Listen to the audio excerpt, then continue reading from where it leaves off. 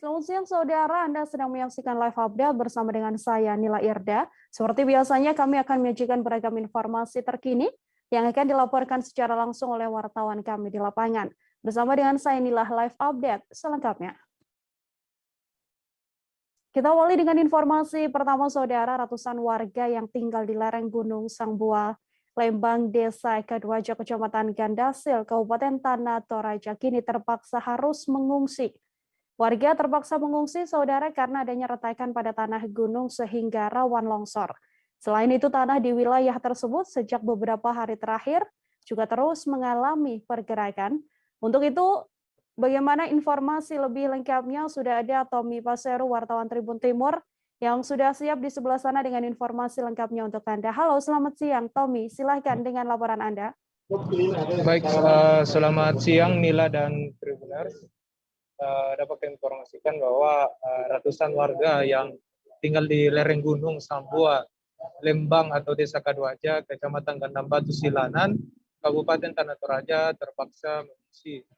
Warga mengungsi karena adanya retakan pada tanah gunung sehingga rawan terjadinya bencana longsor. Selain itu, tanah di wilayah tersebut sejak beberapa hari terakhir mengalami pergerakan. Warga sendiri mulai mengungsi sejak Sabtu 19 Februari kemarin. Jadi Mila dan Tribuners, sebagian warga mengungsi ke Desa Benteng Ala yang berada di Kabupaten Endrekang. Beberapa di antaranya juga mengungsi ke pesantren Al-Hadiyah, Al-Hidayah Kadwaja, dan beberapa pengungsi lagi mengungsi ke rumah kerabatnya. Adapun warga yang saat ini telah mengungsi dari Dusun Batu Rewan, Tok Kambola, dan Sangbuah. Beberapa warga yang telah kami konfirmasi mengaku mereka terpaksa mengungsi ke tempat yang lebih aman, walau tak membawa peralatan apa-apa. Sementara itu, Kepala Desa Kadwaja, Johannes Dipin Liding, mengimbau warganya untuk sementara tidak beraktivitas di sekitar kaki gunung. Itu karena dikhawatirkan terjadi longsor dari puncak gunung. Apalagi hingga saat ini masih terjadi hujan deras yang disertai angin kencang. Seperti itu, Nila. Baik, demikian informasi dari Tommy Paseru, wartawan Tribun Timur, saudara. Untuk mengetahui informasi selengkapnya, telah terhimpun wawancara dengan seorang warga dan juga Kepala Lembang Kadwaja. Berikut liputannya untuk Anda. Di Kadwaja sedang terancam longsor, jadi kami mengungsikan diri di wilayah Desa Benteng Ala di sini. Yang dibawa hanya diri saja, barang-barang semua ditinggalkan di rumah karena buat kami menyelamatkan diri itu yang paling penting dulu. Karena untuk sementara hanya disiapkan kantor kecamatan sebagai tempat pengungsian untuk sementara. Nanti di sana baru dilihat bagaimana. Kemudian kalau memang keadaan masih seperti ini, curah hujan masih tinggi, memang dihimbau kepada masyarakat untuk tinggalkan rumah secepatnya.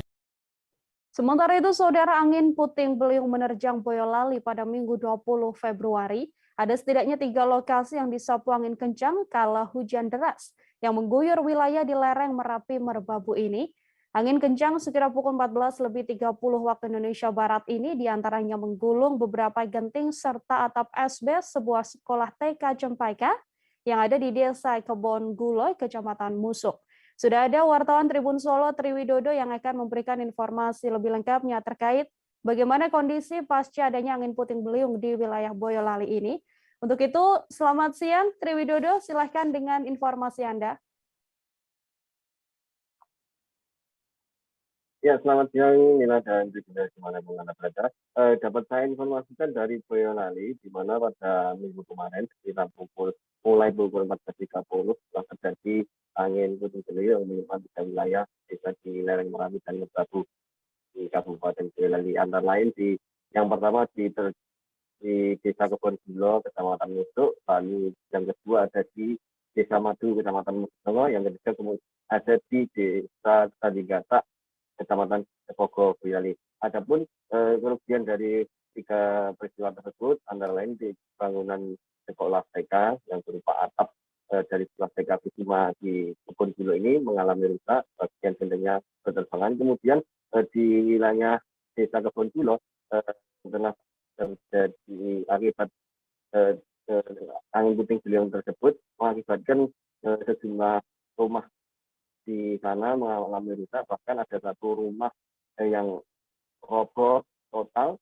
yakni rumah milik Ibu Museum, janda berusia 57 tahun yang berada di Dukuh Margosari, Desa Madu, Kecamatan Mojosongo, Boyolali. Akibat peristiwa tersebut, Ibu Museum ini juga mengalami luka-luka pada bagian kepala dan pinggangnya. Warga pun kemudian melarikan Ibu Museum ini ke Rumah Sakit Umum Daerah Pandanaran, Boyolali. Dapat saya informasikan juga nih bahwasanya Ibu Museum ini yang merupakan tinggal di rumah yang dari program rehabilitasi rumah atau RTLH di Kecamatan Mojosongo 2016 lalu, rumahnya rata dengan tanah, bahkan dia saat kejadian yang berada di dalam rumah yang menurut keterangan dari warga setempat lagi makan sore, dia tertimpa oleh reruntuhan bangunan rumah dan bahkan sampai terjepit oleh ranting pohon yang mengakibatkan proses evakuasi berlangsung cukup dramatis. Namun pada pagi hari ini tadi saya mendapat informasi bahwa Ibu Museum ini kondisinya terus membaik, namun saat ini masih dilakukan perawatan di Rumah Sakit Umum Daerah Boyolali. Selain itu dapat saya informasikan untuk di Candinggata atau tepatnya di Jalan Joglo Candinggata, Kecamatan Cepogo, bahwasanya setelah hujan lebat dan angin puting beliung kemarin sore, tim dari tim reaksi cepat BPBD Boyolali langsung melakukan evakuasi karena mengingat material ataupun pohon tumbang ini mengakibatkan akses jalan dari Joglo ke Candinggata ini terblokir. Selain adanya pohon tumbang juga adanya 3 buah tiang listrik yang menutup jalan tersebut. Namun pada sore hari atau petangnya sekira pukul 18.30 akses jalan sudah bisa kembali dilewati seperti semula nilai. Demikian laporan dari Boyolali. Terima kasih. Demikian Tri Widodo, wartawan Tribun Solo, saudara melaporkan terkait angin puting beliung yang terjadi di wilayah Boyolali. Untuk mengetahui informasi selengkapnya terhimpun wawancara dengan Kabid Kedaruratan dan Logistik BPBD Boyolali, Kurniawan Fajar Prasetyo. Berikut liputannya untuk Anda. Terima kasih. Jadi minggu kemarin ada 3 kejadian luar biasa. Yang pertama longsor, yang 2 longsor, yang 3 yang mana kejadian ini selalu berulang di tempat yang sama. Dan hari ini ada korban 1 korban ringan sudah dirawat rumah dan sudah kembali masing-masing. Dan PRT, BPBD bergerak cepat dengan memotong pohon tumbang yang melintangi jalan umum dan menimpa rumah warga. Lalu secepatnya kita berikan logistik kehidupan hidup dasar halal untuk para korban bencana alam. Untuk musim bencana puting beliung kemarin terjadi di mana aja Pak? Ya.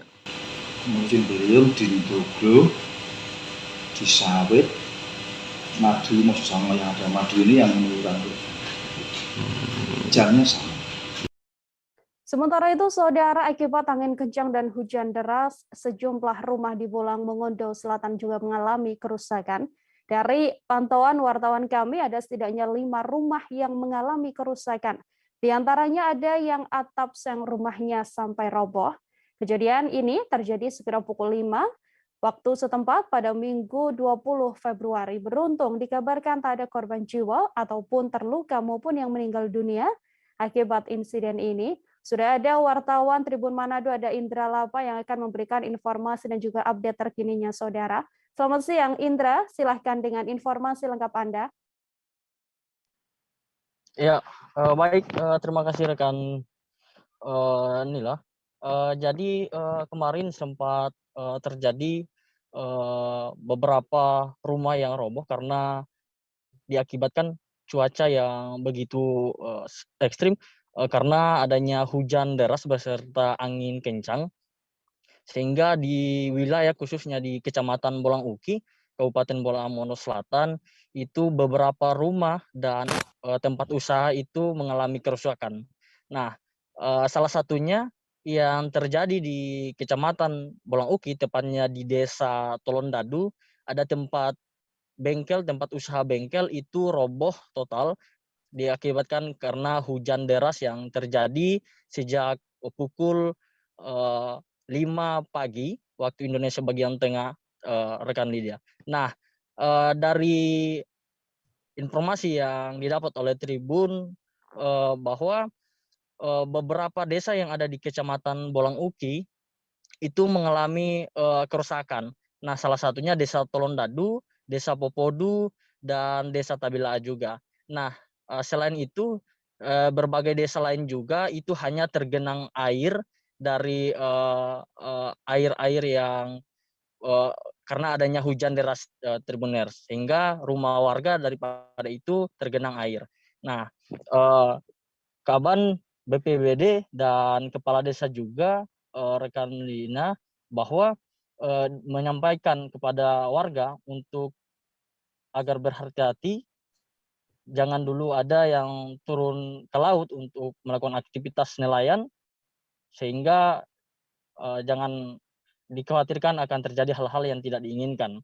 Kaban BPBD juga sudah menyampaikan dan sudah menyampaikan baik di desa-desa maupun secara lewat WhatsApp, rekan. Ya. Baik, terima kasih banyak Indra Lapa, wartawan Tribun Manado atas informasi Anda. Selamat bertugas kembali, Indra. Kita lanjutkan ke informasi lain, Saudara.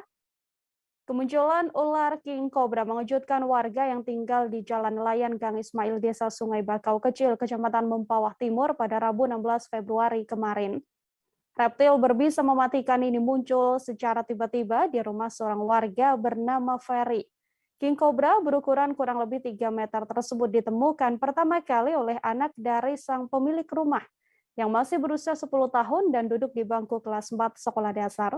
Untuk informasi selengkapnya terkait ditemukannya King Cobra sepanjang 3 meter, sudah ada Ramadan, wartawan Tribun Pontianak di sana yang akan memberikan informasinya pada Anda. Halo, selamat siang. Ramadan, bisa diinformasikan terkait adanya ular King Cobra sepanjang 3 meter ini, apakah kemudian sudah berhasil ditangkap oleh warga sekitar? Ya, Dila. Betul sekali yang kita laporkan bahwasanya pada penemuan ular tersebut terjadi pada 16 Februari 2022 pada hari Rabu, itu sekitar pagi hari.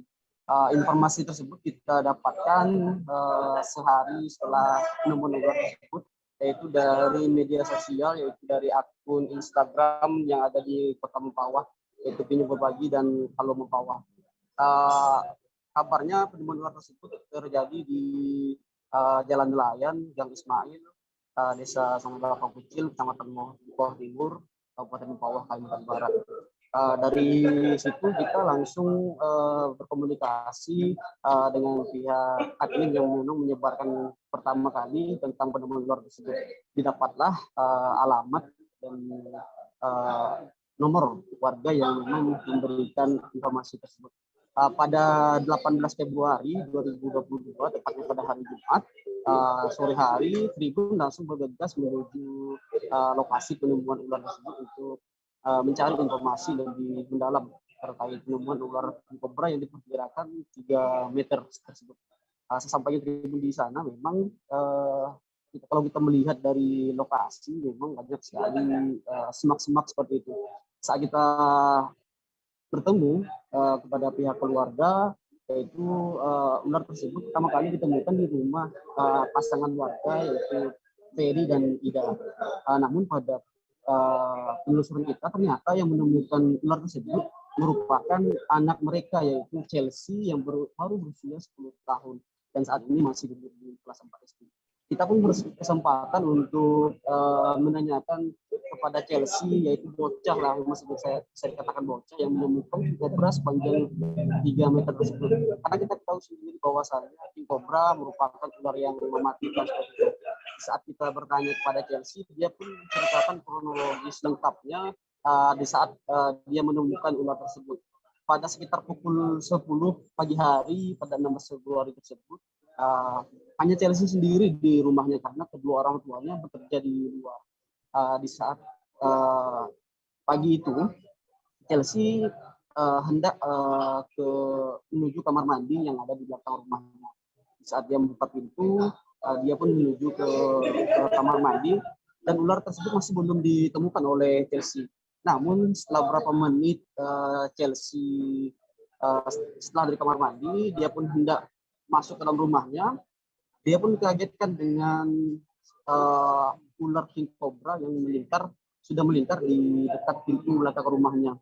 Dia pun kaget, berteriak, maka berlari. Namun di saat dia berlari, dia masih sempat menutup pintu belakang rumahnya karena takut ular tersebut masuk ke dalam rumahnya. Saat itu pun dia langsung berlari ke bagian sisi samping rumah, yaitu langsung masuk ke rumahnya melalui jendela kamarnya. Setelah itu dia langsung berlari dan berteriak keluar rumah. Dan saat itu juga lah warga pun langsung berdatangan menuju rumah Chelsea tersebut dan didapati bahwasanya Chelsea menemukan ular yang sangat besar king cobra tersebut. Saat itulah warga langsung menuju belakang rumah Penny dan Ida ataupun Chelsea tersebut. Saat itu juga warga langsung berusaha melumpuhkan king cobra sepanjang 3 meter tersebut. Namun warga tidak mau membunuh king cobra tersebut. Warga hanya berusaha menangkap dan berusaha melumpuhkannya. Dan alhasil warga berhasil melumpuhkan king cobra sepanjang 3 meter tersebut. Dan infonya juga ini merupakan pertama kalinya warga sekitar menemukan king cobra dengan ukuran yang sangat besar. Berapa kali sebenarnya sudah pernah ditemukan ular, namun masih dalam keadaan anak. Kabarnya juga king cobra tersebut sudah diamankan oleh warga dan sudah dibawa jauh dari titik ditemukan tersebut. Memang kalau kita melihat orang tua dari Chelsea baru tahu anaknya menemukan ular itu setelah dia pulang dari bekerja sekitar sore hari seperti itu.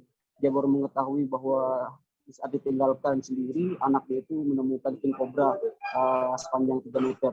Dan hingga saat ini juga masih ada rasa was-was seperti itu, takut terjadinya king cobra tersebut. Namun alhamdulillah Chelsea tidak terjadi apa-apa dengan Chelsea dan ular tersebut pun bisa diamankan dengan baik oleh masyarakat. Seperti itu, Lila. Ya, terima kasih banyak Ramadan wartawan Tribun Pontianak atas informasi Anda. Juga telah terhimpun saudara wawancara dengan saksi atau penemu ular tersebut, yakni Chelsea yang telah terhimpun. Berikut liputannya untuk Anda. Ke WC.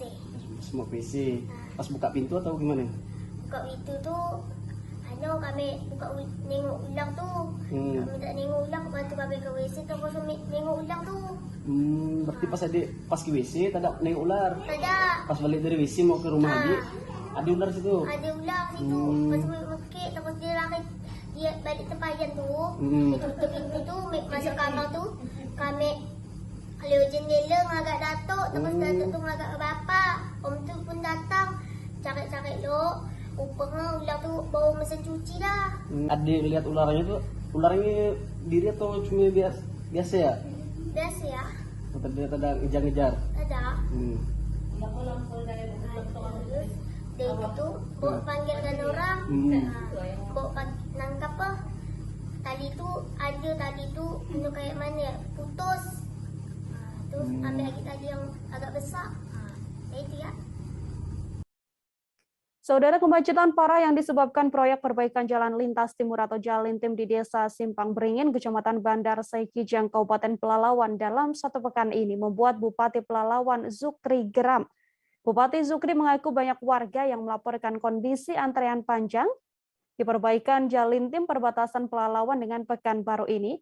Keluhan ini pun disampaikan secara langsung maupun via aplikasi pesan ke nomor ponselnya Bupati Pelalawan pun langsung bereaksi. Ia kemudian memanggil kontraktor pelaksana proyek perbaikan Jalintim, yakni PT Adikarya, dan memberikan ultimatum. Untuk mengetahui informasi selengkapnya, Saudara, sudah ada Johannes Tanjung, wartawan Tribun Pekanbaru yang sudah siap dengan informasi lebih lengkapnya untuk Anda. Selamat siang, Johannes. Silahkan dengan informasi Anda. Baik, selamat siang Nila dan semua Tribuners dimanapun Anda berada. Memang arus lalu lintas satu pekan terakhir dari Kota Pekanbaru ke Kabupaten Pelalawan sedikit tersendat karena proyek perbaikan jalan lintas timur.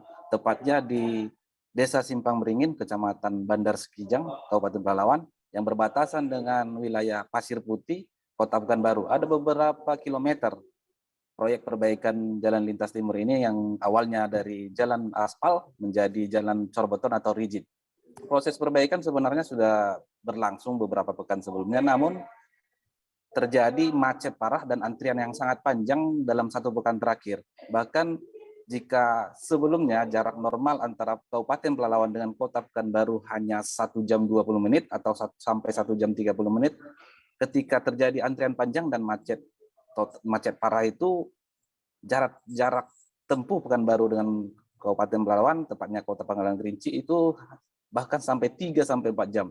Masyarakat terjebak macet dan antrian panjang berjam-jam akibat pengaturan sistem buka tutup dari jalan oleh pengelola ataupun kontraktor tidak maksimal, sehingga banyak kendaraan yang mendahului dan terjebak di tengah-tengah jalan yang sedang diperbaiki. Bahkan laporan itu sudah sampai ke Bupati Pelalawan yang diadukan oleh masyarakat dan juga beberapa pemilik kepentingan lainnya, sehingga Bupati Pelalawan memanggil pihak kontraktor dari PT Adikarya untuk rapat dan membahas solusi apa yang terjadi sehingga dapat berjalan lancar. Dalam hasil rapat pertemuan, Bupati Pelalawan menyampaikan ultimatum jika memang PT Adikarya tidak memberikan solusi yang terbaik atau tidak bisa mengatur sistem buka tutup yang maksimal untuk mengurai macet dan antrian panjang, baiknya proyek pengerjaan atau perbaikan jalan tim dihentikan. Namun setelah rapat dengan Bupati, Tribuners, proyek perbaikan ternyata dihentikan sementara oleh PT Adikarya. Makanya dalam 3 hari terakhir, lalu lintas antara Kota Pekanbaru sampai ke Kabupaten Pelalawan sudah lancar.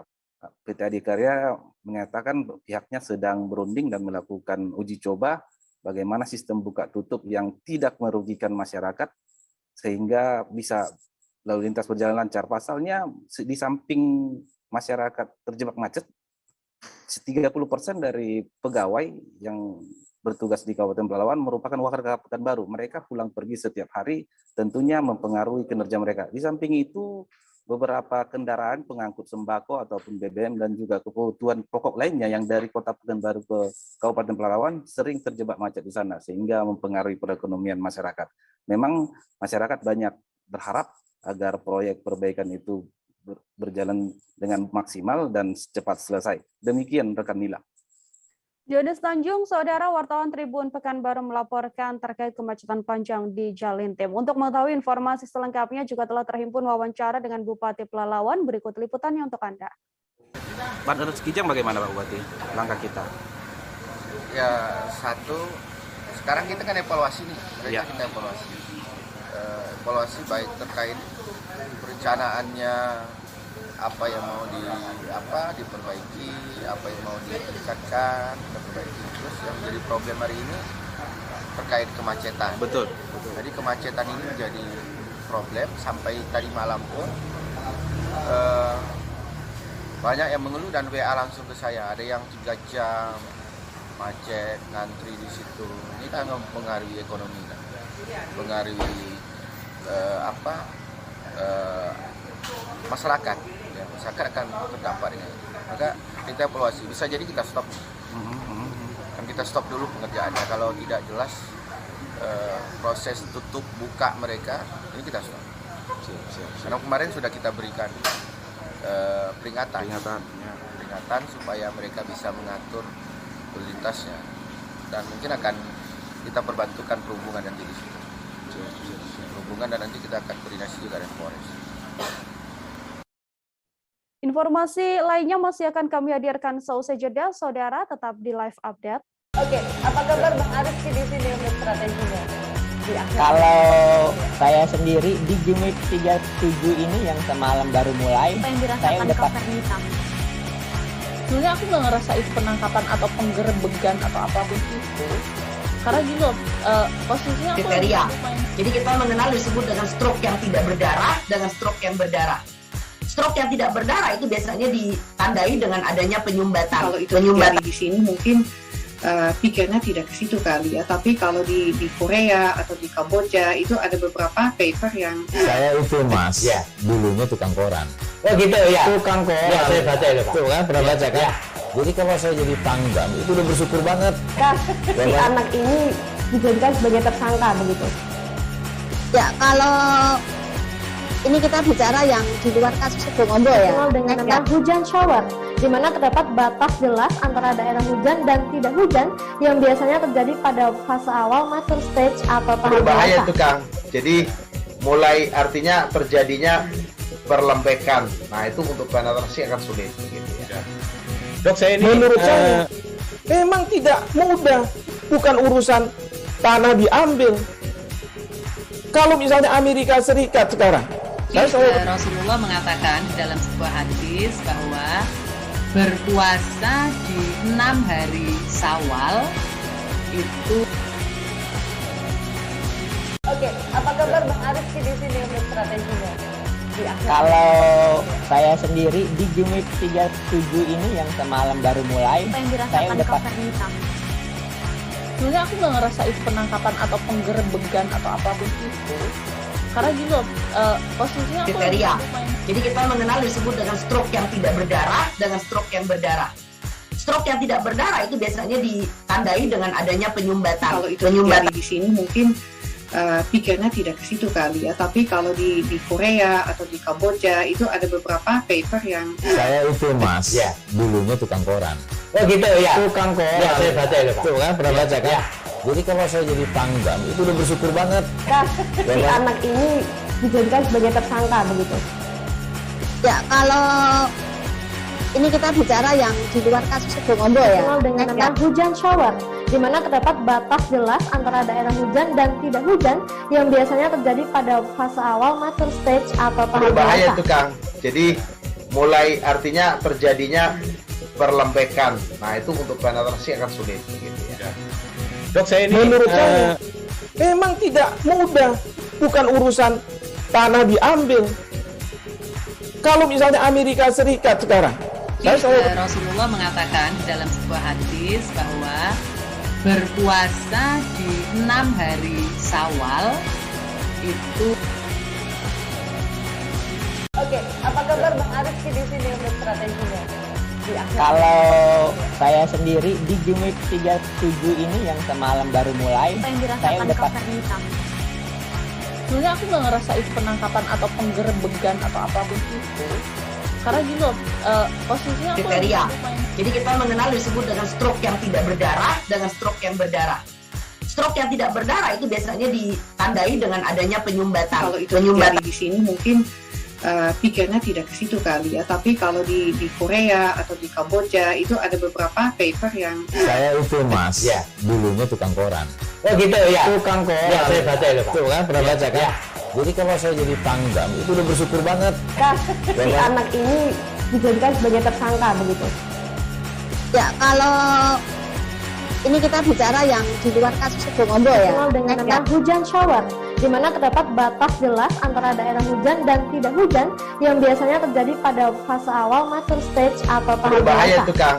Jadi mulai artinya terjadinya perlembekan. Nah itu untuk penetrasi akan sulit. Gitu ya. Dok, saya ini menurut saya memang tidak mudah, bukan urusan tanah diambil. Kalau misalnya Amerika Serikat sekarang, Rasulullah mengatakan dalam sebuah hadis bahwa berpuasa di 6 hari Syawal itu. Oke, apa kabar Bang Arief di sini untuk strateginya? Kalau saya sendiri di Jumit 37 ini yang semalam baru mulai, Apa yang saya dirasakan udah Kak Fernita? Sebenarnya aku nggak ngerasain penangkapan atau penggerebegan atau Masih bersama dengan Sanila Irda, Anda kembali menyaksikan live update siang saudara. Polres Kabupaten Bangka Tengah akan memperketat upaya pengawasan di Pelabuhan Sungai Selan, Kecamatan Sungai Selan, Bangka Tengah. Pelabuhan Sungai Selan sendiri memang kerap dijadikan pintu keluar masuk orang dan barang dari berbagai daerah khususnya Pulau Sumatera. Tak heran mudahnya akses keluar masuk di pelabuhan ini dimanfaatkan sebagian orang untuk menyelundupkan barang-barang ilegal seperti narkoba dan lain sebagainya. Longgarnya pengawasan ini juga membuat penyebaran COVID-19 khususnya varian Omikron berpotensi besar masuk dari pelabuhan tersebut. Untuk informasi lebih lengkapnya terkait perketatan di Pelabuhan Sungai Selan ini, saudara, sudah ada Arya Bima Mahendra, wartawan Bangka Pos yang akan memberikan informasi lengkapnya untuk Anda. Selamat siang Arya, silahkan dengan informasi Anda. Iya, halo rekan Nila dan Tribuners. Pertama-tama memang perlu saya sampaikan bahwa Pelabuhan Sungai Selan sendiri merupakan salah satu pelabuhan yang ada di Kabupaten Bangka Tengah, Provinsi Kepulauan Bangka Belitung. Dan memang di kawasan Pelabuhan Sungai Selan ini memang pengawasan ataupun pemantauan dari aparat kepolisian maupun pihak pemerintahan memang terbilang cukup longgar ya. Namun perlu saya sampaikan bahwa beberapa waktu lalu dari Polres Bangka Tengah, tepatnya dari tim Satgas Narkoba, telah menangkap sejumlah tersangka penyalahgunaan narkotika ini sebanyak 6 orang yang memang salah satunya ditangkap di Pelabuhan Sungai Selan dengan barang bukti yang cukup besar ya, ini berupa 9,70 gram narkoba jenis sabu. Seperti itu rekan Nila. Dan perlu saya sampaikan juga bahwa pihak dari Polres Bangka Tengah akan terus melakukan upaya pengawasan ataupun pengetatan pemantauan di kawasan Pelabuhan Sungai Selan tersebut dengan bekerja sama bersama dengan Polsek Kecamatan Sungai Selan, bersama dengan tim Bea Cukai, ASDP, Satpol Airut, dan Lanal Kabupaten Bangka Tengah. Dan perlu saya sampaikan juga, rekan Nila dan Tribuners, bahwa Pelabuhan Sungai Selan sendiri menjadi salah satu akses keluar masuk barang ataupun orang yang memang sehingga menyebabkan pengawasan di kawasan tersebut cukup longgar dan berpotensi besar terjadinya penularan Omikron yang masuk ke wilayah Kabupaten Bangka Tengah. Seperti itu, rekan Nila. Ya, Arya Bima Mahendra, saudara, melaporkan terkait pengetatan Pelabuhan Sungai Selan. Untuk informasi lebih lengkapnya, sudah terhimpun wawancara dengan Kapolres Bangka Tengah AKBP Mohrisya Mustario. Berikut liputannya untuk Anda. Jadi di Sungai Selan ini merupakan salah satu fokus kita, Pak ya, karena ada beberapa kejadian yang dapat diungkap di wilayah Sungai Selan ini, dan kita sinyalir barang-barang ini memang diselundupkan masuk dari Pulau Sumatera. Dan di Sungai Selan ini kita sudah bekerja sama, ya, di sana ada Pol Air, ada Lanal, ada ASDP ya Pak ya, kemudian ada Bea Cukai juga. Kita bekerja sama dengan instansi terkait, Polsek juga, untuk melakukan pengawasan, pengetatan terhadap jalur masuk orang dan barang dari daratan seberang, Pak, dari Provinsi Sumatera Selatan. Jadi kita memang sudah lama mengawasi daerah Sungai Selan karena ada beberapa tersangka yang ditangkap di sana, dan kita sinyalir memang barangnya masuk dari luar, Pak. Kita beralih ke informasi selanjutnya. Warga digegerkan dengan penemuan mayat seorang perempuan, saudara, yang sebagian badannya tertutup karung di Rawa Dusun Jumba, Kecamatan Jujuan, Kabupaten Bungo pada Minggu 20 Februari. Korban terakhir kali pamit dan mengaku hendak tidur di kediaman saudaranya di Dusun Siskabar, Kecamatan Jujuhan pada Februari awal. Saat ditemukan, korban berada di rawa yang ditimbun oleh lumpur dan semak-semak. Mayat korban pun terbungkus karung putih dalam kondisi membusuk dan sebagian organnya sudah tinggal tulang. Informasi lebih lengkapnya terkait penemuan mayat dalam karung ini, saudara, ada wartawan Tribun Jambi, Sopianto, yang akan memberikan update terbarunya. Selamat siang, Sopianto. Silahkan dengan informasi Anda. Selamat siang, rekan Nila. Baik, dapat saya sampaikan pada hari Minggu 20 Februari sekira pukul 17.00 waktu Indonesia Barat, Ditemukan mayat perempuan sebagian badan tertutup karung dan sebagian badan terendam di rawa Dusun Jumbak, Kecamatan Jujuhan, Kabupaten Bungo. Nah, dapat saya sampaikan juga, korban merupakan Intan Sarina, usia 40 tahun, asal Blok C, Desa Kurnia, Kenagariaan, Koto Salak, Kecamatan Rumbai, Kabupaten Damasraya. Nah, hal itu dibenarkan Kapolres Bungo, AKBP Guntur Sapotro. Ia menceritakan kronologis kejadian. Sekitar tanggal 3 Februari 2022, korban pamit ke Purwanti di rumahnya Blok C, Kurnia, Sungai Rambai. Ia mengatakan korban pada saat itu mau pergi tidur ke tempat saudaranya Sartono di Dusun Siskaper, Kecamatan Jujuhan, Kabupaten Bungo. Dan ternyata korban tidak pulang-pulang, keluarga berusaha mencarinya pada Minggu 20 Februari 2022 dan ditemukan di dalam rawa yang ditimbun lumpur dan semak-semak. Nah, dapat saya sampaikan juga, pada saat itu Purwanti langsung memberitahukan kepada keluarga lainnya dan melaporkan ke Polsek Jujuhan. Nah, pada saat itu, didatangi tempat kejadian perkara, korban ditemukan dalam rawa yang ditimbun lumpur dan semak-semak. Kemudian korban diangkat dan korban sudah membusuk terbungkus karung putih, sedangkan organ kaki kanan tinggal tulang. Nah, dapat saya sampaikan juga, kemudian korban langsung dievakuasi ke kantong mayat oleh tim olah TKP dan dibawa ke Rumah Sakit Hanapi Muara Bungo. Begitu rekan Nila. Baik, terima kasih banyak Sopianto, wartawan Tribun Jambi atas informasi Anda. Selamat bertugas kembali, Sopianto. Kita ke informasi selanjutnya. Saudara, seorang pengendara motor tewas seusai tertimpa tiang listrik PLN kala melintas di Jalan Setia, Kecamatan Patumbak pada Minggu 20 Februari. Saat kejadian, warga mendengar dentuman keras seperti suara ledakan. Insiden ini diketahui terjadi kala hujan deras disertai angin kencang sekira pukul 15 waktu setempat. Proses evakuasi terhadap korban, saudara, sempat mengalami kendala karena beratnya tiang listrik yang menimpa korban. Untuk mengetahui kronologi selengkapnya, ada Goklas, wartawan Tribun Medan di sana yang akan memberikan informasinya untuk Anda. Selamat siang, Goklas. Silakan, Goklas, dengan informasi Anda. Bagaimana kronologis adanya seorang warga yang tertimpa tiang listrik ini? Ya, terima kasih. Pada hari malam, sekitar pukul 3 sore itu ada seorang pengendara yang belakangan diketahui identitasnya bernama Suryadi dengan keterangan di KTP dia adalah warga dari Batang Swiss. Dia waktu itu melintas dengan kondisi cuaca yang memang hujan lebat dan juga angin kencang. Karena di daerah tersebut juga ada beberapa rumah yang tanknya itu bahkan sampai terbangan seperti itu.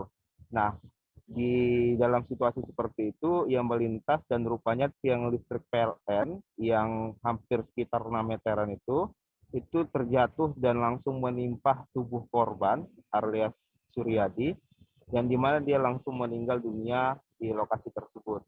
Tak lama, sekitar pukul 4-an, itu para petugas kepolisian beserta dengan BPBD dan TNI serta pemerintah setempat dan warga yang ada di lokasi itu berkerumun untuk membantu mengevakuasi dari korban tersebut. Nah, terakhir sekitar pukul 5 sore lewat itu pihak kepolisian pun mengevakuasi korban, berhasil memindahkan tiang yang menimpa korban tersebut bersama-sama dengan warga dan langsung dibawa ke Rumah Sakit Bayangkara. Nah, tadi pagi mayat ataupun jenazah Suryadi telah dibawa ke kediamannya di Tanjung Merawa dan dikembalikan kepada keluarga dan istrinya. Dan yang mengejutkan memang istrinya yang saat ini sedang berduka bersama dengan keluarga.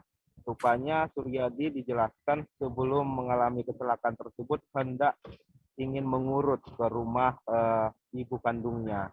Dan diketahui rupanya istri dari Suryadi ini pun sedang mengandung 5 bulan anak pertama mereka.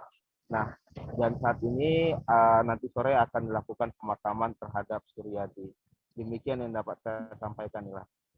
Baik, Saudara, laporan langsung dari Goklas, wartawan Tribun Medan terkait pengendara motor yang tewas karena tertimpa tiang listrik. Untuk mengetahui informasi selengkapnya juga telah terhimpun wawancara dengan Jasa Budiman, yakni seorang warga. Berikut liputannya untuk Anda. Itu tadi sekitar jam 3 itu diawali dengan seperti hujan batu itu ya, hujan es batu itu, baru angin kencang.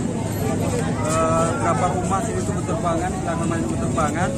Dan ini dihantam angin ini, Pak. Patah, mungkin ini korban pas melintas, jatuhan, pas dia datang. Korban dari arah mana tadi, Bang? Arah dari sana. Itu waktu tiangnya jatuh, suaranya deras nggak? Deras, Pak. Apa suara yang terdengar waktu itu, Pak? Iya, suara hantaman lah, tiang itu kan ke tanah itu, kayak suara ledakan lah gitu. Pada saat itu, Pak, melihat warga itu masih bernyawa atau sudah langsung meninggal dunia? Langsung meninggal tempat, Pak. Nama Bapak siapa? Jasa Budiman. Center for Information of Samudra Pasai Heritage atau CISA, Saudara, menolak upaya kelompok warga di Aceh Utara yang mengusulkan Sultan Al-Malik Asy-Syalih atau Sultan Malikus Saleh menjadi pahlawan nasional.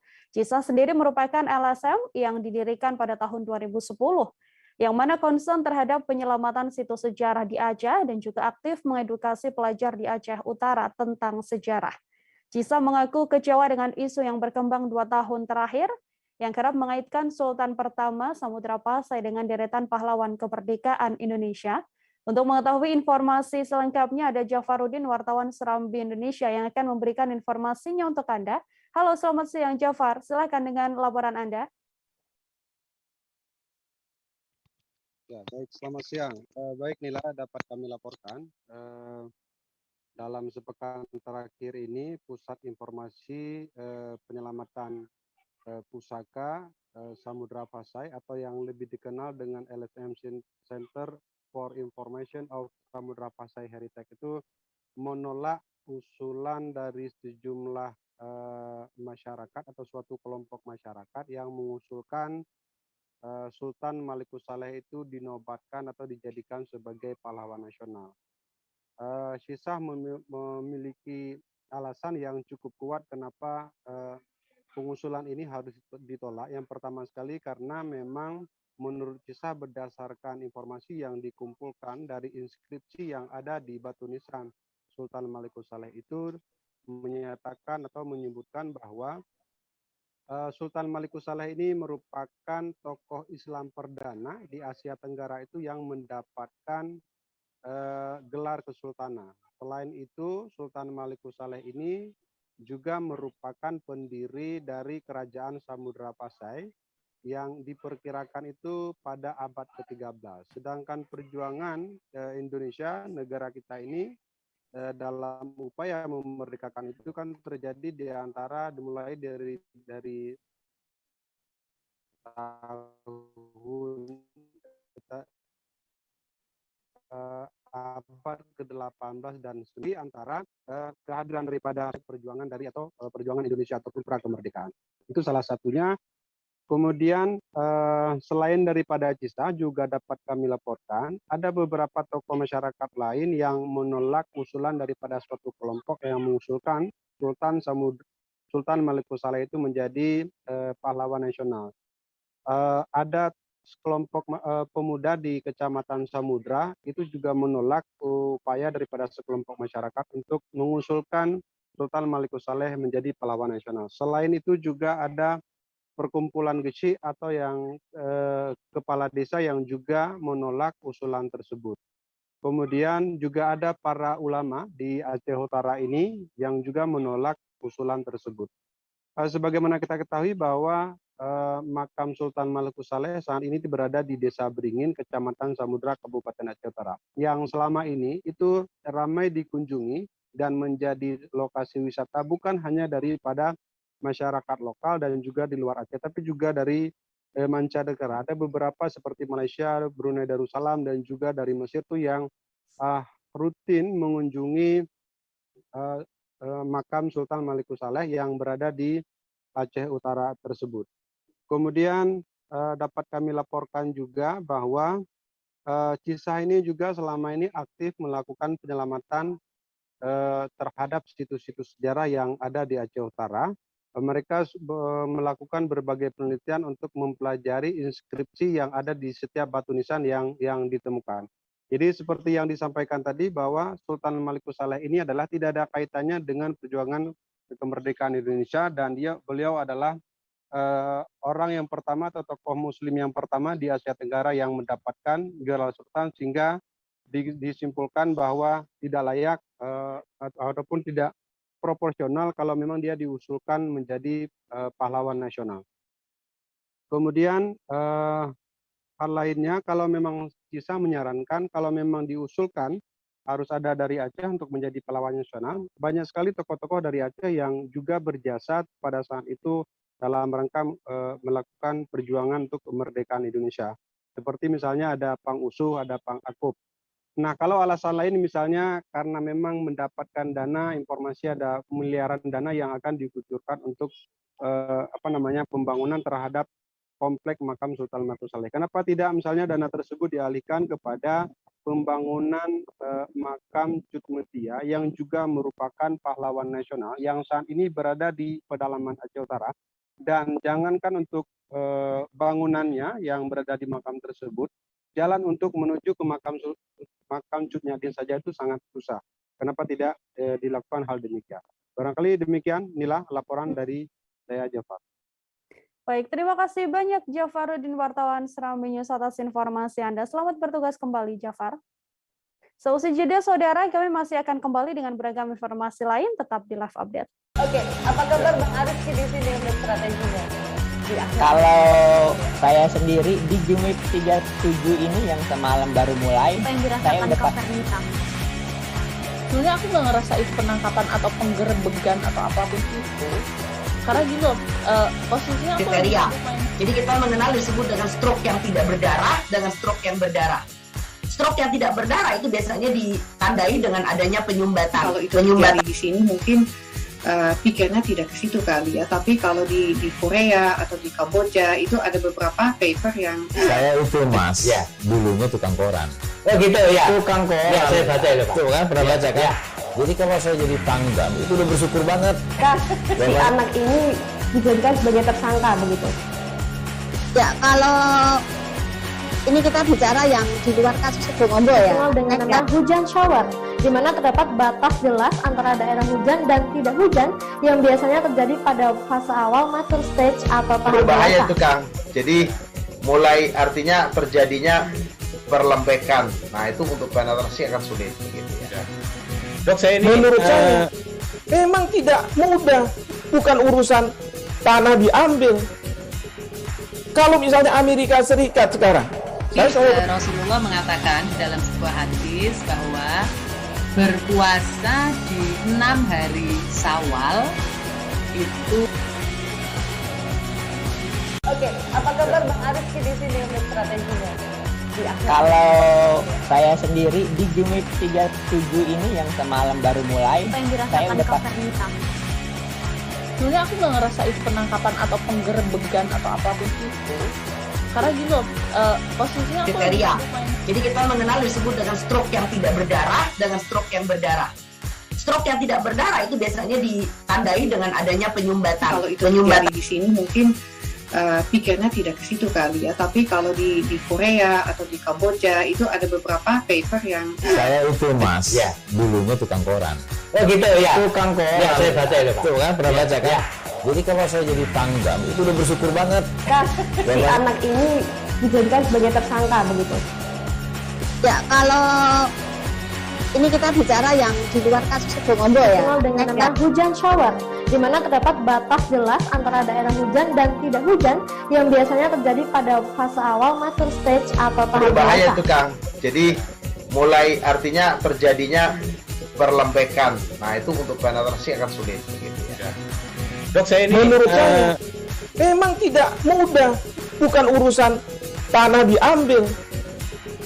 Kalau misalnya Amerika Serikat sekarang, Rasulullah mengatakan dalam sebuah hadis bahwa berpuasa di 6 hari Syawal itu. Oke, apa kabar Bang Aris di sini untuk strateginya? Kalau saya sendiri di Gimik 37 ini yang semalam baru mulai, saya udah sebenarnya aku nggak ngerasa itu penangkapan atau penggerebegan atau apapun itu, karena gini loh, posisinya aku kriteria.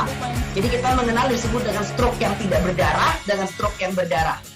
Stroke yang tidak berdarah itu biasanya ditandai dengan adanya penyumbatan. Kalau itu terjadi di sini mungkin pikirnya tidak ke situ kali ya, tapi kalau di Korea atau di Kamboja itu ada beberapa paper yang Saya itu Mas, dulunya tukang koran.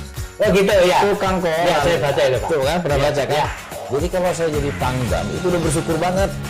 Si anak ini dijadikan sebagai tersangka begitu. Ya, kalau ini kita bicara yang di luar kasus Situbondo ya. Dengan nama hujan shower, di mana terdapat batas jelas antara daerah hujan dan tidak hujan yang biasanya terjadi pada fase awal mature stage atau tahap Berbahaya dewasa. itu Kang. Jadi mulai artinya terjadinya perlempekan. Nah itu untuk penetrasi akan sulit. Begitu ya. Dok, saya ini menurut saya memang tidak mudah, bukan urusan tanah diambil. Kalau misalnya Amerika Serikat sekarang, Rasulullah mengatakan dalam sebuah hadis bahwa berpuasa di 6 hari Syawal itu. Oke, apa kabar Bang Arif di sini untuk strateginya?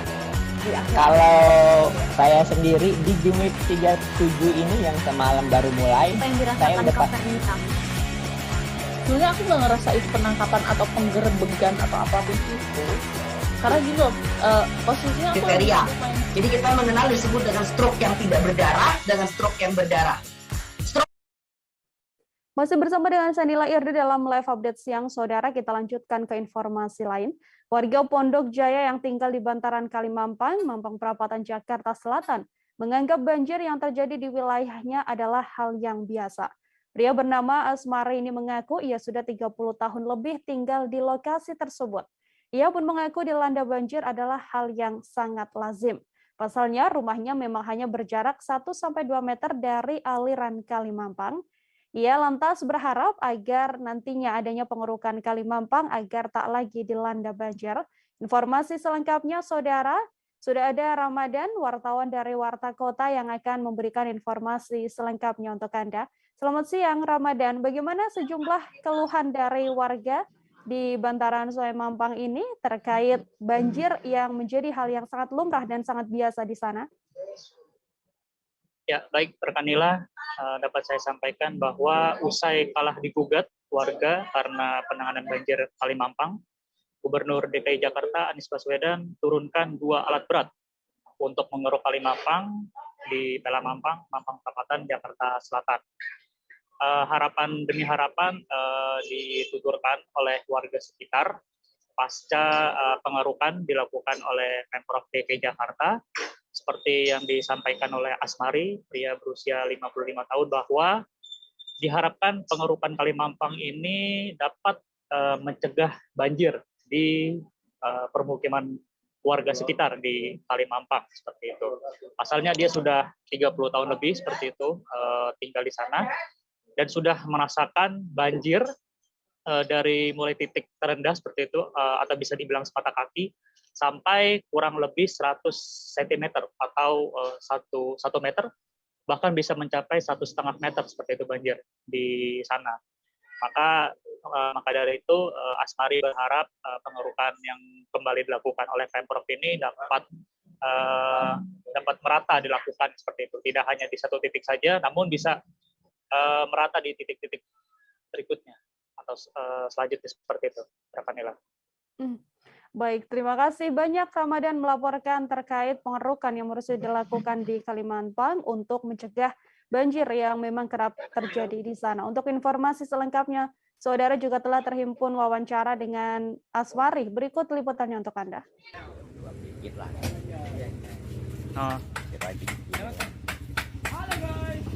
Biasanya paling tinggi berapa, Pak? Ketinggiannya, Pak? Berapa? 80. Itu terakhir banjir itu berarti kapan, Pak? Terakhir lupa. Tapi tahun ini ada ya, Pak? Oh, oke.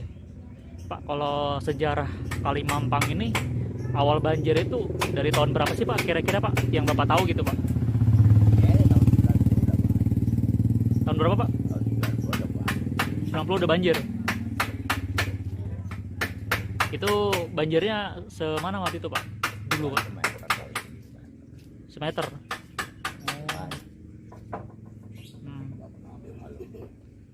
Nggak pernah dalam.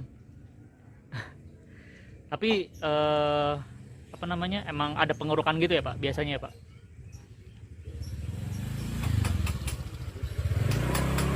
Ini kalau kalinya ini dia lewatnya mana aja sih Pak? Kali ini, Kali Mampang ini? Tendean ya? Pondok Arya. Berarti emang sering dikeruk ya Pak? Kali di sini ya Pak? Baru ini? Sebelumnya ada pengerukan gitu nggak Pak? Belum ada? Oh. Baru tahun-tahun ini? Terakhir dikeruk kapan Pak? Kali ini Pak? Oke.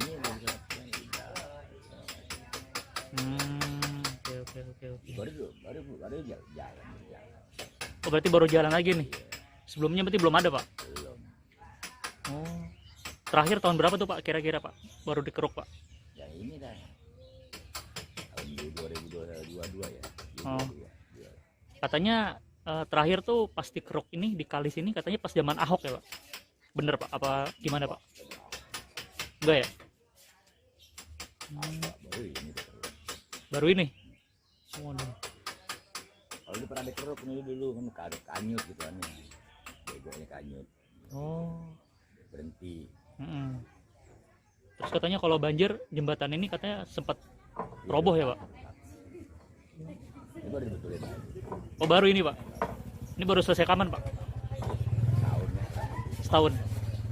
Itu berarti pas banjir kapan Pak? Robohnya itu Pak? Kita beralih ke informasi selanjutnya, Saudara. Seorang santri menjual kelapa muda bakar di Jalan Raya Pandeglang, Serang, Banten. Jualan kelapa muda bakar ini digunakannya sebagai bekal untuk mengaji. Dalam sehari, santri ini bisa mendapatkan keuntungan hingga 1 juta rupiah. Santri asal Malimping ini diketahui berjualan kelapa muda bakar untuk menopang kebutuhan kedua orang tua dan juga ketiga kakak serta adiknya. Informasi lebih lengkapnya sudah ada Milda Niati, wartawan Tribun Banten, Saudara, yang akan memberikan informasi lebih lengkapnya pada Anda. Halo, selamat siang Milda. Bagaimana informasi lengkap terkait adanya seorang santri asal Malimping yang berjualan kelapa muda ini? Ya, halo rekan Nila. Seorang santri tersebut bernama Madzani, dia berusia 19 tahun, berasal dari Malimping. Sejak kecil dia memang sudah mondok di pesantren Salafi yang ada di Malimping, Kabupaten Pandeglang. Selain itu juga untuk memenuhi kebutuhan sehari-hari dan juga bekal di pondok, dia mencoba untuk peruntungan yaitu dengan berjualan kelapa muda. Dalam sebulan dia bisa memperoleh sekitar 3 juta rupiah upah yang dia peroleh dari menunggu lapak kelapa muda yang ada di Kota Serang. Selain itu juga uangnya dia gunakan biasanya untuk bekal di pondok, kemudian juga untuk membiayai kakak, orang tua, dan serta adiknya. Selain itu juga setelah bekal dia terkumpul, biasanya dia kembali ke pondok setelah 2-5 bulan sekali. Begitu rekan Nila. Selain itu juga dia berjualan kelapa muda sengaja untuk memenuhi kebutuhan hidupnya sehari-hari lantaran dia tidak ingin berpangku tangan kepada kedua orang tuanya. Begitu rekan Nila. Baik, Milda Niati, terima kasih banyak wartawan Tribun Banten melaporkan terkait kisah inspiratif ya Tribuners, seorang santri asal Malimping yang berjualan kelapa muda bakar untuk bekal mengaji. Terima kasih sekali lagi Milda, selamat bertugas kembali. Kita ke informasi lain Saudara, puluhan ibu rumah tangga marah-marah di kantor Dinas Perdagangan Kabupaten Mamuju, Sulawesi Barat lantaran tidak kebagian minyak goreng. Pasar murah yang digelar di Disdak tersebut berlangsung 1 hari di halaman kantor yang berada di Jalan Jenderal Sudirman, Kelurahan Simboro pada Minggu 20 Februari. Sebanyak 200 dus minyak goreng dalam bentuk kemasan dirijen 5 liter habis lantaran banyaknya antusiasme warga yang hendak membeli. Puluhan ibu rumah tangga ini pun kecewa karena tak kebagian minyak goreng padahal sudah mengantri sejak pagi.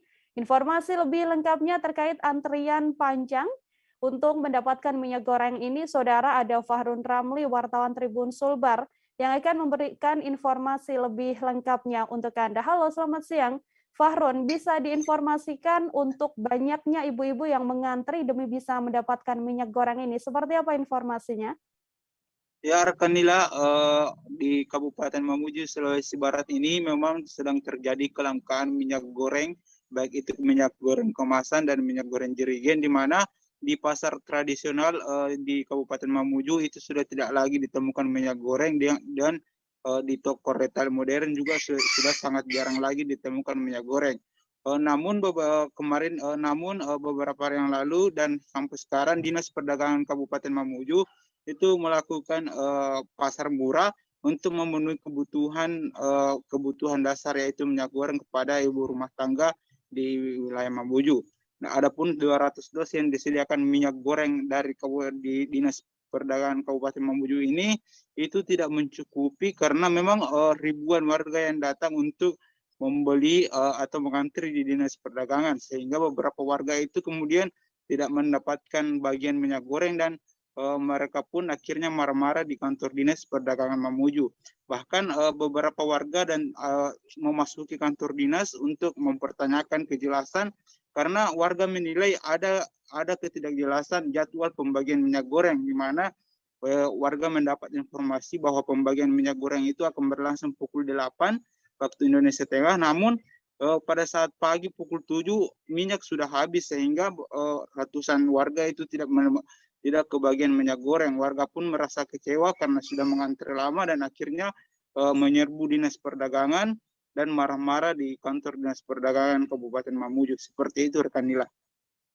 Baik, terima kasih banyak Fahrun Ramli, wartawan Tribun Sulbar, atas informasi Anda. Selamat bertugas kembali, Fahrun. Kita ke informasi lain, saudara, harga kedelai mengalami kenaikan dan pedagang tempe di pasar tradisional Seka Selabung Muara II Kabupaten Oku Selatan terpaksa mengurangi volume tempe maupun tahu mereka.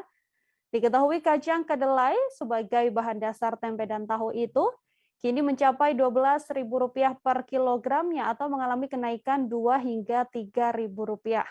Sementara tempe dan tahu yang tersedia di pasar ukurannya mengecil serta volumenya berkurang buntut dari naiknya harga kacang kedelai ini. Informasi selengkapnya, saudara, untuk adanya kelangkaan atau naiknya harga kedelai ini sudah ada Alan, wartawan Sriwijaya Post, yang akan memberikan informasinya untuk Anda. Selamat siang, Alan, bisa diinformasikan apa dampak yang dialami oleh sejumlah pedagang dengan naiknya harga tempe dan juga kedelai di sana?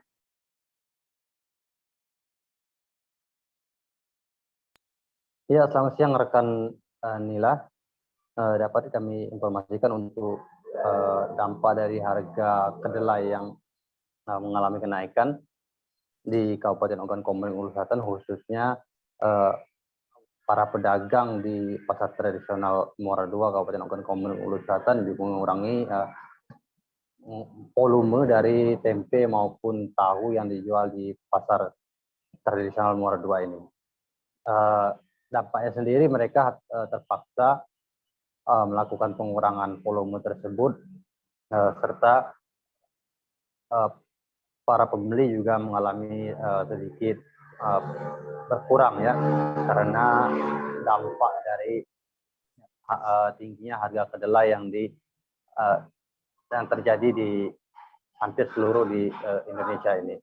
Sebab mereka dikatakan oleh para pedagang di pasar tradisional Muara II bahwa untuk harga memang tidak terlalu, untuk harga kedelai dan harga tahu khususnya tidak terlalu mengalami perubahan, namun mereka memilih mengecilkan ukuran agar tidak terjadinya mengalami kerugian dari berdagang tempe maupun tahu ini.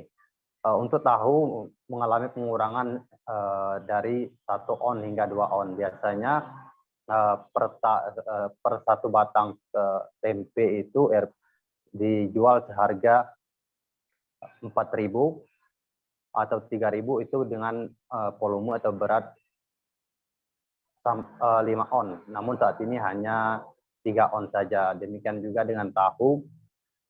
Biasanya dalam Rp1.000 itu pembeli membeli itu sebanyak 9 hingga 10 ekor, kini hanya 5 sampai 6 ekor saja. Seperti itu rekan Nila. Baik, terima kasih banyak Alan wartawan Sriwijaya Pos atas informasi Anda. Untuk mengetahui informasi selengkapnya, saudara, telah terhimpun wawancara dengan seorang pedagang di sana. Berikut liputannya untuk Anda. Biasanya tahu itu kan 8.000 ya. Sekarang jadi 7, ada yang 6. Kalau ukurannya sudah berkurang. Kalau tempe, Bu? Tempe juga itu.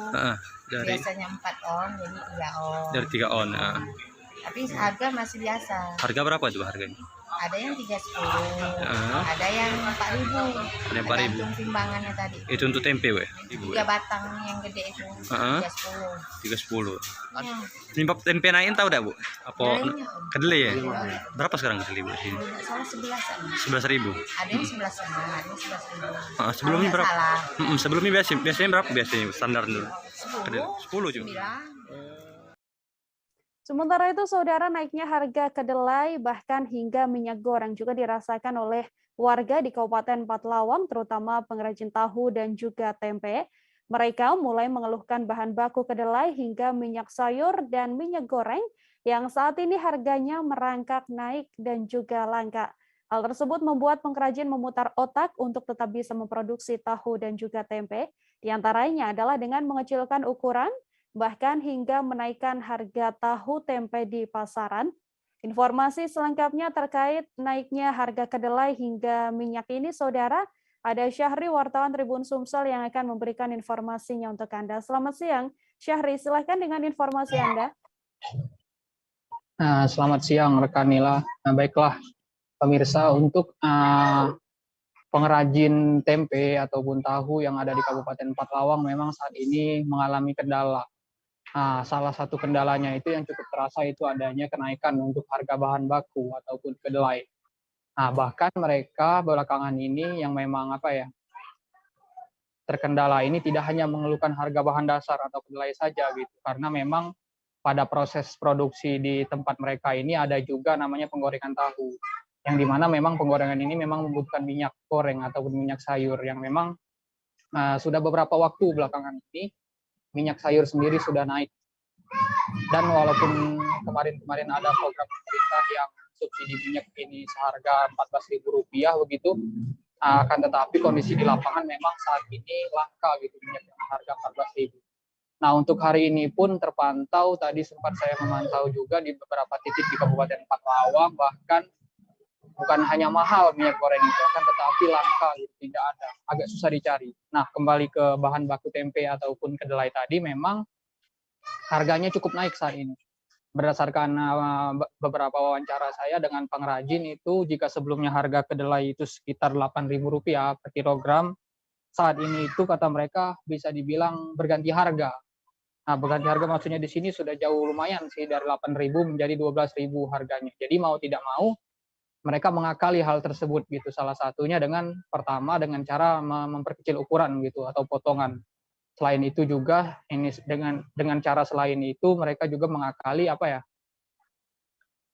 dengan memproduksi itu kira-kira tidak terlalu banyak. Mungkin dalam artian produksinya itu berdasarkan permintaan pasar seperti itu. Mungkin itu dulu yang dapat kami laporkan. Kembali ke rekan Nila. Syahri, wartawan Tribun Sumsel, saudara, melaporkan terkait naiknya harga kedelai yang berdampak pada pengrajin tahu tempe di sana. Untuk informasi selengkapnya juga telah terhimpun sebuah wawancara dengan seorang pengrajin tahu tempe di Pathlawang bernama Iwan. Berikut liputannya untuk Anda. Iya, Mahal galo ya? 14, kemudian 540. Dinaikkan harganya. Oh, jadi sebelumnya berapa harganya? Sebelumnya sekantong 25. Seribunya 4, sekarang turun. Iya. Sekarang sekantong 27.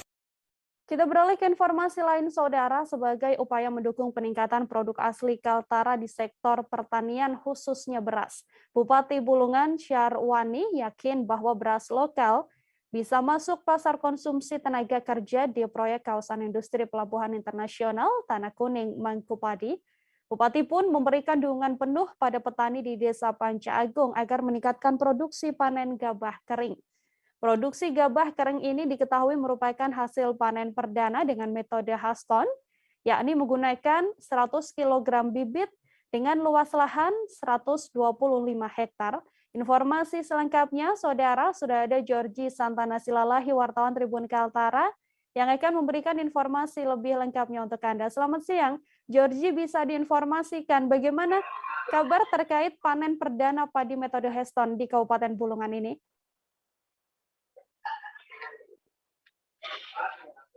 Baik, terima kasih, selamat siang Ibu Nur. Yang jelas yang perlu diketahui adanya proyek IP maupun menjadi lumbung pangan nasional di ibu kota negara, yaitu di Penajam Pasar Utara, Kalimantan Timur, itu disampaikan oleh Bapak Bupati Bulungan, Agus Herwani, terkait adanya food estate rencana bersama yang diprogramkan oleh Gubernur Kalimantan Utara Zainal Arifin Paliwang sudah membuktikan cukup serius, yaitu adanya metode tanam padi menggunakan Heston, yang dimana diperkirakan bisa mencapai 6 hingga 8 ton per tahun. Dengan capaian ini bisa terus berlangsung, bisa ditiru juga oleh beberapa desa yang ada di Kabupaten Bulungan, menciptakan lahan pertanian yang kondusif dengan gempuran produk lokal ataupun pasar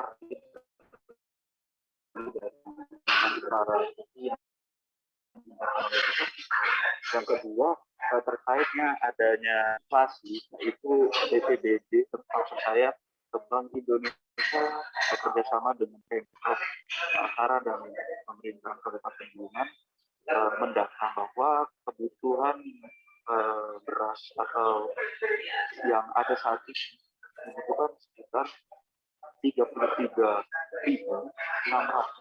ton per tahun, yang dimana sementara ini produksi beras Kaltara tahun 2021 masih mencapai 22.508 ton per tahun.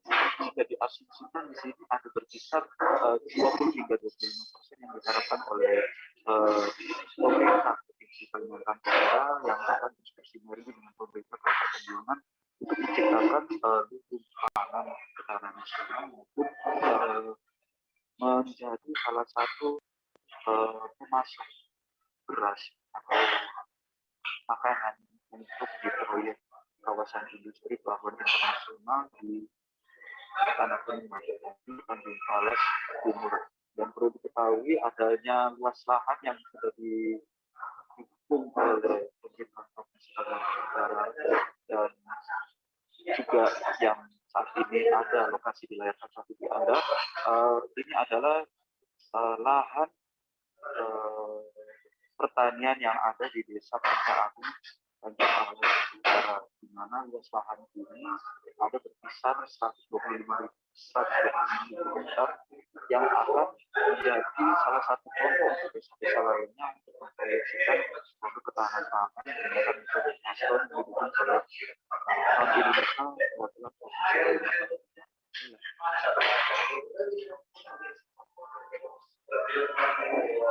Baik, demikian informasi dari Georgie Santana Silalahi, Saudara wartawan Tribun Kaltara. Terima kasih Georgie atas informasi Anda. Selamat bertugas kembali. Kita ke informasi selanjutnya, Saudara. Hari Peduli Sampah Nasional dimaknai oleh Dinas Perumahan Rakyat, Kawasan Permukiman dan Lingkungan Hidup Kabupaten Tanah Laut, Kalimantan Selatan melalui kegiatan yang cukup unik. Mereka menggelar lomba melukis dinding atau yang kerap disebut grafiti. Dinding yang dilukis adalah dinding pagar SMK Negeri 1 Pelaihari yang terletak di depan kantor DPR KPL Hatala di kawasan Jalan Gagas Permai Pelaihari. Informasi selengkapnya terkait bagaimana serunya para pelukis mengikuti grafiti Pelaihari ini, Saudara. Sudah ada wartawan Banjarmasin Post, ada Roy di sana yang akan memberikan informasi lebih lengkapnya untuk Anda. Selamat siang. Roy, bisa diinformasikan bagaimana keseruan dan juga antusiasme para pelukis mengikuti grafiti Pelaihari di sana? Silahkan dengan informasi Anda. Baik, terima kasih rekan Nila. Kegiatan lomba melukis dinding itu dilaksanakan pada hari Minggu kemarin, dimulai sejak pagi sekitar pukul 10 waktu Indonesia Tengah hingga sore menjelang petang. Kegiatan itu dilaksanakan untuk memberikan makna pada Hari Peduli Sampah Nasional tahun ini. Jadi dalam hal ini Dinas Perumahan Rakyat, Kawasan Pemukiman dan Lingkungan Hidup Tanah Laut ingin mengajak masyarakat semua elemen untuk mulai meningkatkan lagi kepedulian terhadap kebersihan, terhadap sampah khususnya, karena itu mereka menggelar sesuatu yang beda, yakni lomba melukis dinding ini dengan harapan pesan-pesan moral terkait kebersihan lingkungan yang tertuang di dinding pagar dari SMKN 1 Pelihari yang kebetulan letaknya di seberang kantor dinas setempat itu diharapkan menjadi wahana bagi masyarakat untuk bisa bersama-sama mulai meningkatkan kembali, terutama dalam hal menjaga kebersihan, karena tentu ketika mereka melintas di jalur jalan tersebut yang ada lukisan-lukisan dinding bertemakan tentang kebersihan, itu diharapkan setidaknya memberikan semacam mengingatkan kembali kepada kita bersama untuk peduli terhadap kebersihan. Dan kegiatan itu juga cukup antusias karena diikuti dari sejumlah daerah, jadi tidak cuma dari Tanah Laut tetapi juga ada beberapa peserta dari daerah lain, bahkan ada satu dari Kalimantan Timur, dan kebetulan peserta yang berasal dari provinsi tetangga itu menjadi pemenang atau juara satu dari lomba melukis dinding atau graffiti ini dan mendapatkan hadiah uang tunai sebesar 3 juta rupiah. Kepala Dinas DPR KP Tanah Laut Ismail Fahmi juga kembali mengajak masyarakat semua elemen yang ada di Tanah Laut untuk terus meningkatkan kepedulian. Jadi melalui event ini diharapkan kesadaran masyarakat dan juga komitmen bersama untuk menjaga kebersihan, terutama dalam hal antara terhadap perilaku membuang sampah supaya membuang sampah secara baik dan juga menjaga lingkungan masing-masing. Demikian rekan Nila. Baik, terima kasih banyak Roy, wartawan Banjarmasin Pos atas informasi Anda terkait Hari Peduli Sampah yang dimaknai dengan cara yang positif, yakni dengan melukis grafiti. Untuk informasi selengkapnya, Saudara telah terhimpun wawancara dengan Kepala DPR KPLH Tanah Laut Ismail Fahmi. Berikut liputannya untuk Anda. Yang pertama, kegiatan ini adalah tujuannya untuk memperingati Hari Peduli Sampah Nasional. Kebetulan kan jatuh pada tanggal 21 Februari. Nah, kemudian yang kedua, kita mencoba menyalurkan kreativitas masyarakat yang punya hobi untuk melukis. Dan yang ketiga, ada pesan tentang pentingnya kita menjaga lingkungan dan kebersihan. Itu yang ingin kita sampaikan pada kegiatan hari ini. Pesertanya dari mana? Pesertanya ini kebetulan ada dari luar, dari Banjarmasin, Banjarbaru, kemudian juga ada lokal dan juga ada tadi dari Tanah Bumbu. Alhamdulillah ada antusiasme peserta lumayan lah. Untuk tema mural sendiri apakah ditentukan, Pak? Temanya kita tentukan karena hari ini ada kegiatan ini berkaitan dengan Hari Peduli Sampah Nasional, maka kita kaitkan dengan kegiatan temanya terkait lingkungan dan kebersihan. Peserta nanti hadiah apa nih? Peserta nanti dalam bentuk hadiah uang. Saudara, informasi tadi sekaligus menutup perjumpaan kita dalam live update siang kali ini. Jangan lupa untuk terus menyaksikan live update di seluruh kanal YouTube dan Facebook Tribun Network. Masih di tengah pandemi, kami kembali mengingatkan Anda untuk selalu menerapkan protokol kesehatan dimanapun Anda berada. Saya Nila Irda beserta kru yang bertugas pamit undur diri. Terima kasih dan sampai jumpa. Jangan lupa like, subscribe, dan share ya.